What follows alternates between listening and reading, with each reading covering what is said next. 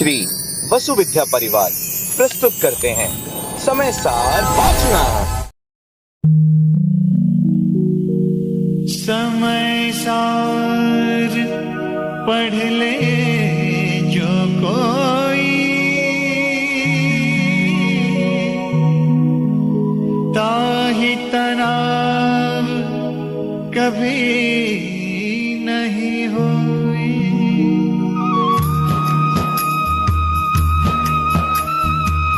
जय बोलिए त्रिकालवर्ती त्रैलोक्य पूज्य विश्वाराध्य पंच परमेष्ठी भगवान की, अनंतानंत सिद्ध परमेष्ठी भगवान की, वर्तमान जन शासन नायक वर्धमान महावीर भगवान की, परम पूज्य आचार्य भगवान श्री कुंद कुंद स्वामी मुनि महाराज की, परम पूज्य चारित्र चक्रवर्ती आचार्य भगवान श्री शांत सागर जी मुनि महाराज की, परम पूज्य सिद्धांत चक्रवर्ती आचार्य भगवान गुरुदेव श्री विद्यानंद जी मुनि महाराज की, श्रीमद् जैन धर्म की,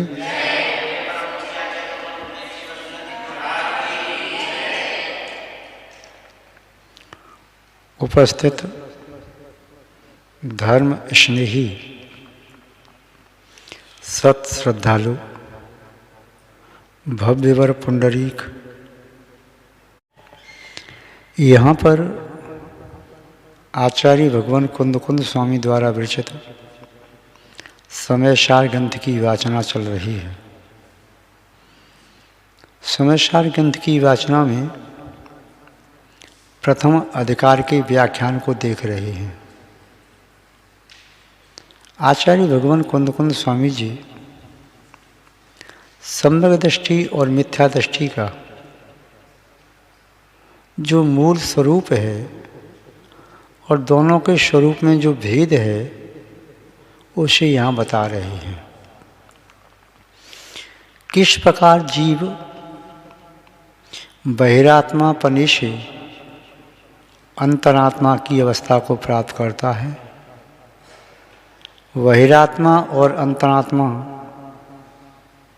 दोनों की वृत्ति में दृष्टि में क्या अंतर होता है, दोनों की मान्यताएं क्या क्या होती हैं, दोनों के लक्षण क्या हैं, दोनों प्रकार की बात यहाँ पर कह रहे हैं। यदि किसी प्राणी में मिथ्या दृष्टि के लक्षण घटित हो रहे हैं तो उसे मिथ्या दृष्टि ही समझना चाहिए, और जिसमें सम्यक दृष्टि के लक्षण घटित हो रहे हैं उसे सम्यक दृष्टि समझना चाहिए। लक्षण से लक्ष्य की पहचान होती है, बिना चिन्ह के बिना लक्षण के पहचान नहीं होती। न्याय की भाषा में लक्षण दो प्रकार के होते हैं, आत्मभूत और अनात्मभूत। आत्मभूत लक्षण वे कहलाते हैं जो पदार्थ के स्वरूप में मिले हुए होते हैं, उस पदार्थ से उस लक्षण को अलग नहीं किया जा सकता, वह आत्मभूत लक्षण है। अनात्मभूत लक्षण वे कहलाते हैं जो पदार्थ के स्वरूप में तो नहीं मिले किंतु संयोगी के रूप में रहते हैं, उस लक्षण को उस पदार्थ से अलग भी किया जा सकता है, और जब तक साथ में रहे तब तक वे अनात्मभूत रूप से रहता है। आचार्य महोदय यहाँ पर मिथ्या दृष्टि के आत्मभूत लक्षण कह रहे हैं और सम्यक दृष्टि के आत्मभूत लक्षण कह रहे हैं। जैसे अन्य अन्य आचार्यों ने मिथ्या दृष्टि के लक्षण दिए कि जिसका श्रद्धान कुदेव में है, को शास्त्र में है, को गुरु में है, को तत्व में है, को धर्म में है, वह मिथ्या दृष्टि है।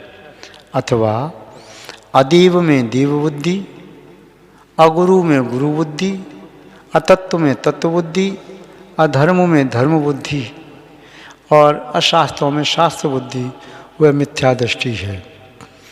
अथवा जिसकी क्रियाएं मिथ्यात्व से अनश्यूत हैं, अविनाभावी हैं, वह मिथ्या दृष्टि है। जिसका ज्ञान कषाय का पोषण करने के लिए है, जिसका ज्ञान विषयों में रमण करने के लिए है, जिसका ज्ञान पापमय प्रवृत्ति करने के लिए है, वह मिथ्या दृष्टि है। मिथ्या दृष्टि का एक सहज लक्षण भी दिया। देह जीव को एक गिने बहिरात्म तत्वमुदा है।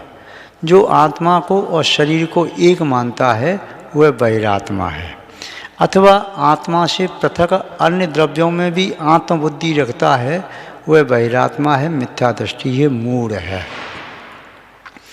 और जैसे आत्मा अनात्मा का भेद अंतर ज्ञान हो गया, जैसे श्रद्धान हो गया, जो जानता है, मानता है, अनुभव करता है कि आत्मा अलग है, अनात्मा अलग है, शरीर अलग है, अन्य पदार्थ सब आत्मा से अलग हैं, अन्य आत्माएं भी मेरी आत्मा से पृथक हैं, जो ऐसा मानता है, जानता है, वह सम्यक दृष्टि है।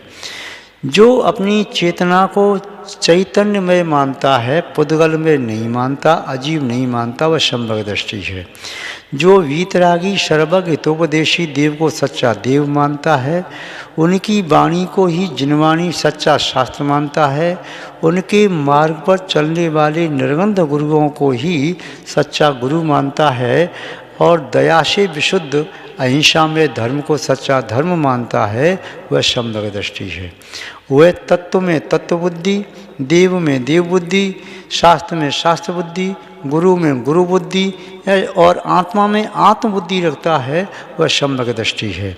सम्यक दृष्टि के संबंध में आचार्य भगवान कुंद स्वामी जी ने समय सार के प्रथम अधिकार गाथा नंबर 20, 21 और 22 में क्या कहा है, उनके शब्दों में यहाँ पर देखते हैं। अहमेदम ईदमहम अहमेदस्यैव होमि मम ईदम अर्णम जम परदब्बम सच्चित्ता चित्त में संवा। यद्यपि तीनों गाथा एक साथ हैं, फिर भी एक एक करके समझते चले जाएंगे। यहाँ पर कहा संसार में 3 प्रकार के द्रव्य हैं। यूँ तो द्रव्य के 2 भेद किए। द्रव्य संग्रह का मंगलाचरण आप पढ़ते हैं, उसमें आपने 2 भेद देखे। जो जिनवर ऋषभदेव भगवान ने तीर्थंकर प्रभु ने कहे, जीवम अजीवम दब्बम, 2 द्रव्य कहे, जीव और अजीव। जिनवर वशहीर्ण जीर्ण निर्दिष्टम, जिन में श्रेष्ठ तीर्थंकर प्रभु ऋषभदेव भगवान ने कहे। किंतु यहाँ पर 3 द्रव्य की बात क्यों कह रहे? आचार्य कुंदकोण स्वामी ने अन्य जगह 6 द्रव्य की बात कही, जीव पुद्गल धर्म धर्म आकाश काल। अन्य आचार्यों ने 6 द्रव्य की बात कही। यहाँ पर 3 द्रव्य की बात क्यों कही जा रही है? मुख्यतया यहाँ पर 2 द्रव्य की बात है, जीव द्रव्य और अजीव द्रव्य। किंतु एक तीसरा द्रव्य, जो तीसरा भेद लिया है, वह जीव और अजीव का सम्मिश्रण है, इसलिए मिश्र रूप से कहा। आचार्य महोदय कह रहे हैं, सच्चित्ता चित्त मिश्रम वाह अर्णम जम परदब्बम। जितने भी संसार में मेरी आत्मा को छोड़ करके अन्य जितने भी परद्रव्य हैं, चाहे वे सच्चित्त हैं चित्त से सहित, चाहे वे अचित्त हैं चित्त से रहित, और चाहे मिश्रम वाह मिश्र हैं। सचित्त कहो तो जो व्यवहार की भाषा में, चाहे आपके माता हैं, पिता हैं, दादा हैं, दादी हैं, भाई हैं, बहन हैं, पुत्र हैं, पुत्री हैं, पुत्रवधू दामाद जो भी हैं, या अन्य चेतन द्रव्य में हाथी है, घोड़ा है, गाय है, भैंस है, श्वान है, जो भी हैं, उन्हें आप अपने रूप मानते हैं। अथवा अचित्तम कहिए तो भवन है, वाहन है, चाहे भूमि है, चाहे अन्य प्रकार की भोजन सामग्री है, वस्त्र है, आभूषण है, ये सब अचित्त रूप में, इन्हें कोई आत्मस्वरूप मानता है। अथवा मिश्रम्बा, मिश्र कहिए तो नगर है, नगर मिश्र रूप है, भवन आदि अचेतन हो गए, उनमें रहने वाले जीव चेतन हो गए, तो मिश्र हो गया। अर्णम जम परदब्बम, अपनी आत्मा के अतिरिक्त जितने भी परद्रव्य हैं, चाहे सचित्त हैं, चाहे अचित्त हैं, चाहे मिश्र हैं, उन द्रव्यों के संबंध में अहम इदम, मैं यह हूँ, मैं यह हूँ, उन सचित्त अचित्त और मिश्र द्रव्य में अपनी आत्मा को मानता है वह, अथवा एदम अहम, ये सब पदार्थ ही मैं हूँ, मैं ये हूँ और ये मैं हूँ, दोनों की जो अपेक्षा है, भाव है, एक ही है, मिथ्यात रूप है। मैंने पर वस्तु को आत्मस्वरूप मान लिया तब भी मैं मिथ्या दृष्टि हो गया, और मैंने अपनी आत्मा को परद्रव्य मान लिया कि मेरी आत्मा इस परद्रव्य रूप है, तब भी मिथ्या दृष्टि हो गया। तो ये यहाँ बता रही अहम इदम, ईदम अहम, अहम माने मैं, इदम माने यह है, मैं ये हूँ, अपनी आत्मा को मैं नहीं जान रहा, मैं ये हूँ, पुस्तक हूँ, पेन हूँ, चौकी हूँ, पाटा हूँ, पिच्छी हूँ, कमंडल हूँ, और जो दिखाई दे रहा है सब मैं हूँ, मेरे प्राण इसमें बसते हैं, ऐसा कोई कह रहा है पुद्गल द्रव्य में, या मेरे प्राण मेरी बेटी में बसते हैं, मेरी पत्नी में बसते हैं, मेरे पिता में बसते हैं, माँ में बसते हैं, ऐसा कोई कहता है, मिथ्या दृष्टि है। या मेरे प्राण तो मेरे इस परिकर में, राजमहल में, राज कर्मचारियों में, राज कुल में बसते हैं, मिश्र रूप मानता है। तो ये अहम इदम, मैं ये हूँ और ये ही मैं हूँ, ये ही मैं हूँ और मैं ही ये हूँ, ऐसा मानता है। अहमिदश एव होमी, मैं इनका होता हूँ, और मम इदम, ये मेरे हैं। चार बात हुई, मैं ये हूँ, ये मैं हूँ, ये मेरे हैं और मैं इनका हूँ। ये मुझसे कभी अलग नहीं होंगे, मैं इनसे कभी अलग नहीं होऊंगा।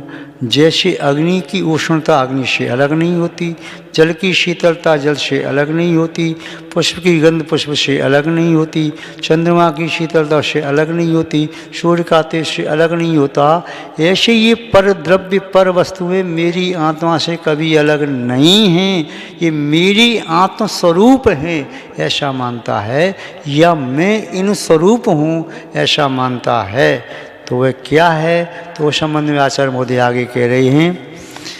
तो ये तो एक बात कही वर्तमान काल की अपेक्षा से इस 20वीं गाथा में कि मैं इनका हूँ, ये मेरे हैं, मैं ये हूँ और यह मैं हूँ। इस प्रकार से सचित द्रव्य में, अचित द्रव्य में, मिश्र द्रव्य में अण्णम जम पर द्रव्यम, जो पर द्रव्य है मेरी आत्मा से पृथक, उनमें मानता है। अथवा आशी मम पूर्वमेदम हेमेदम चावि पूर्वकालम्मी हो हिद पुणो विमज्जम अमेदम चावि हो स्वामी। आशी मम पुब्बम एदम, आशी माने थे, मम माने मेरे, पुब माने पूर्व में, इदम माने ये सब पदार्थ पूर्व में मेरे थे, मेरी आत्मस्वरूप थे, तथा अहम एदम चावि पूर्व कालम में, पूर्व काल में मैं इन स्वरूप था। चार बार क्या मानता है? चार बार कहता है क्षणिक है सब कुछ, आत्मा नष्ट हो जाती है फिर उत्पन्न नहीं होती, शरीर ही आत्मा है, मिथ्यात्व रूप उसकी मान्यता है।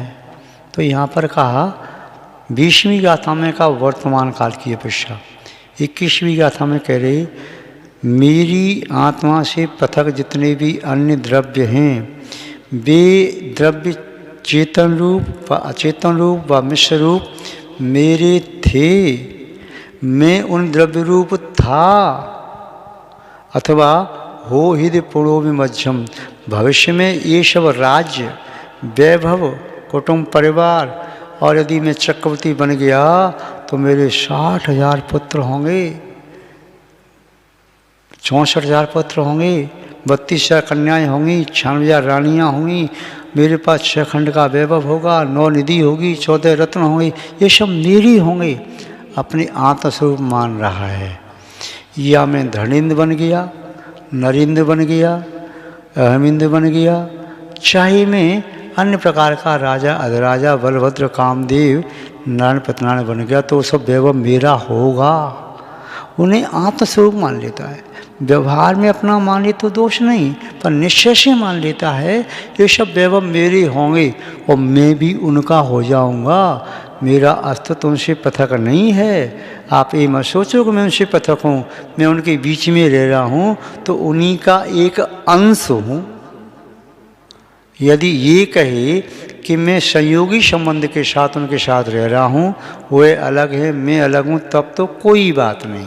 किंतु जिसके श्रद्धान में पर वस्तुएँ आत्मस्वरूप थीं या हैं या भविष्य में होंगी, चाहे वे पर वस्तुएँ चेतन रूप हों, चाहे वे पर वस्तुएँ अचेतन रूप हों, चाहे मिश्र रूप में हों, जो कोई भी व्यक्ति इस प्रकार से मानता है कि हो हृदय पुरो विमज्जम, आगे होंगे पुण्य मेरे, अहमेदम चाल हो शामी, और मैं भी उन परवस्तुओं का चेतन अचेतन मिश्र का हो जाऊंगा, ऐसा जो मानता है तो वह कौन है? तो बता रहे हैं, एवं तु असंबोधम आदव्यपम करेदि सम्मूढ़ो। एवं इस प्रकार से तू और असंबोधो, असमृत, अपनी आत्मा से पृथक, अपनी आत्मा से अत्यंत भिन्न, अत्यंता भाव है। प्राग भाव, प्रध्वंसा भाव नहीं, अत्यंता भाव।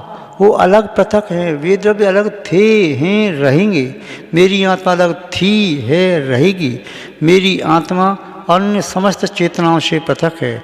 मेरी आत्मा अन्य सभी चेतनाओं से पृथक है। मेरी आत्मा मिश्र पदार्थों से पृथक है और मेरी आत्मा इन सबसे पृथक थी और भविष्य में भी रहेगी। ऐसा जो मानता तो संभव दृष्टि, किंतु जो उल्टा मानता है कि मेरी आत्मा स्वरूप है, तो फिर एवं तु असंबोधम, अपनी आत्मा को आदव्यपम ऐसा आत्म विकल्प करता है, करेदि सम्मूढ़ो, वह मूर्ख है, मिथ्या दृष्टि है, बहिरात्मा है। चिंतन करो सामायिक में, आत्मा अलग है, शरीर अलग है। शरीर जब अलग है तो प्रत्यक्ष में दिखाई देने वाले पदार्थ मेरे आत्मस्वरूप कैसे हो सकते हैं? जब चर्म में रोम अलग है, चर्म अलग है, तो फिर मेरी आत्मा और पुद्गल एक कैसे हो सकते हैं? जैसे तलवार अलग है, म्यान अलग है, दोनों एक नहीं है, ऐसे ही ये शरीर तो म्यान की तरह से, आत्मा तलवार की तरह से अलग अलग है। ज्ञानी व्यक्ति दोनों को अलग अलग अनुभव करता है, अज्ञानी व्यक्ति दोनों को एक मानता है। तो जो असंबोधो आदव्यपम करेदि, वह असमृत आत्म के विकल्प करता है, सो सम्मूढ़ो, वह मूर्ख है, मिथ्या दृष्टि है, बहिरात्मा है। भूतत्वम जानन्तो, किंतु जो भूतार्थ को जानता हुआ, यथार्थ बात को, सत्य बात को जानता हुआ, न करेदि धू तम असंबूढ़ो, वे उनमें आत्मबुद्धि नहीं करता। उन सचेतन अचेतन मिश्र पदार्थों में आत्मबुद्धि नहीं करता, उसी दृढ़ श्रद्धान है। जैसे आपकी भाषा में कहें, व्यवहार में कहें कि भाई सूर्य का उदय कहाँ से होता है, तो आप कहेंगे पूर्व दिशा से होता है। पानी बह कर के कहाँ जाता है, नीचे की ओर जाता है। कमल कहाँ खिलता है, बोले पानी में, तालाब में, कीचड़ में खिलता है, पत्थर पर नहीं खिलता। ये आपको दृढ़ विश्वास है। चंद्रमा में से जो किरणें निकलती हैं कैसी होती हैं, वो शीतल होती हैं। आप इन्हें क्या कहेंगे? यूनिवर्सल ट्रुथ कहेंगे, ध्रुव सत्य। ऐसे ही जो ध्रुव सत्य मानता है कि वीतरागी देव के अतिरिक्त कोई सच्चा देव नहीं होता, जिनेंद्र भगवान की वाणी के अतिरिक्त कोई सच्चा शास्त्र नहीं हो सकता, जगंत साधु के अतिरिक्त कोई सच्चा गुरु नहीं हो सकता, अहिंसा आदि से परिशुद्ध धर्म के अतिरिक्त कोई सच्चा धर्म नहीं हो सकता, ये अटल श्रद्धान है।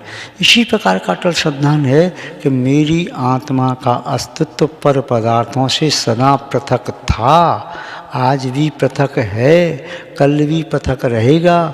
मेरा स्वचतुष्ट है, स्वद्रव्य, स्वक्षेत्र, स्वकाल, स्वभाव।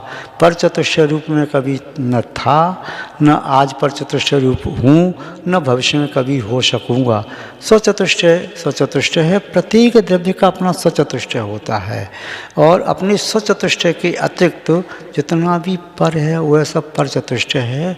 कोई भी द्रव्य अपने स्वचतुष्ट को पूर्णतया छोड़ करके पर चतुष्ट रूप नहीं हो सकता।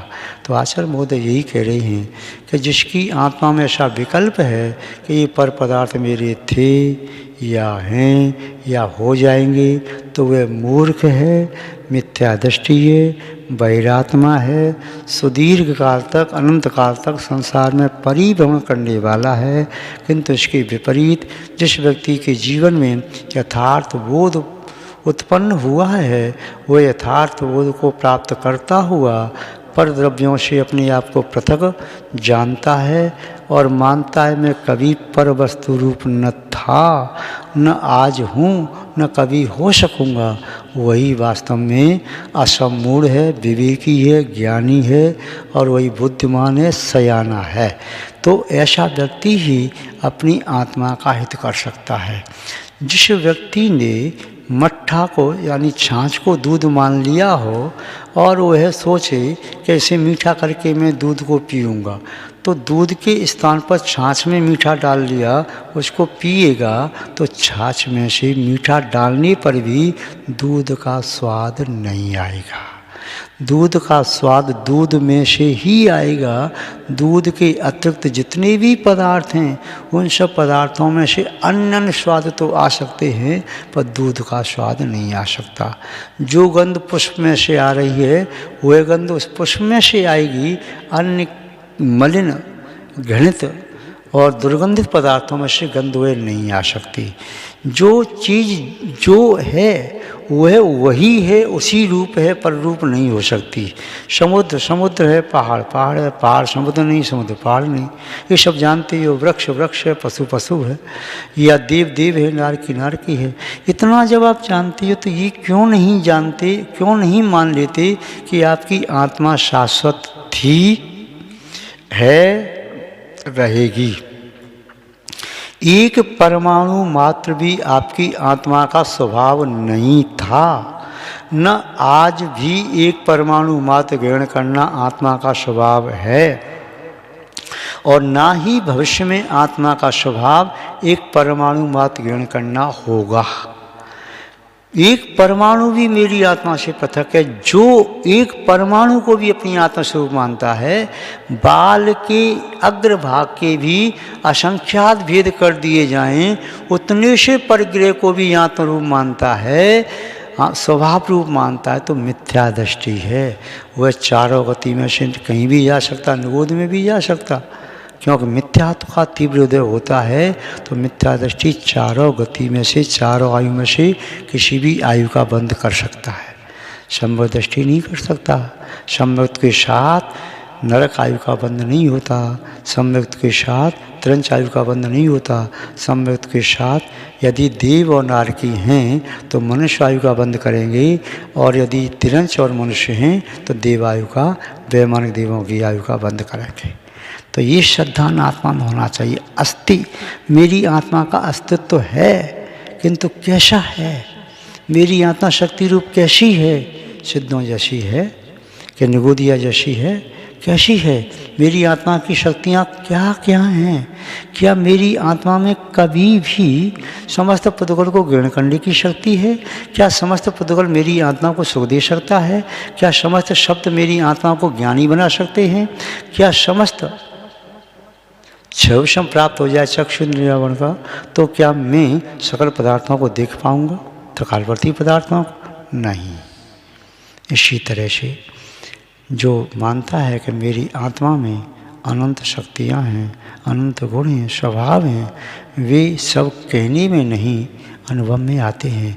मैं एक अनुभव गम्य शुद्ध चैतन्य द्रव्य हूँ। मैं शक्ति रूपेण परमात्मा हूँ, सिद्ध हूँ, शुद्धात्मा हूँ। अनादिकाल से मिथ्यात्व आदि के कारण संसार में परिभ्रमण कर रहा हूँ, उसे छोड़ना है, बहिरात्म बुद्धि का त्याग करना है, अंतरात्मा होकर के परमात्मा की यात्रा करना है। यही आचार्य महोदय का अभिप्राय है। संक्षेप में हमने इन तीनों गाथाओं के भाव को जानने की, समझने की कोशिश की। विस्तार से पुनः कभी समय आने पर देखना चाहिए। आज बस इतना ही पर्याप्त है। जय बोलिए श्री शांतनाथ भगवान की, परम पूज्य आचार्य गुरुदेव श्री विद्यानंद जी महाराज की, श्रीमद् जैन धर्म की।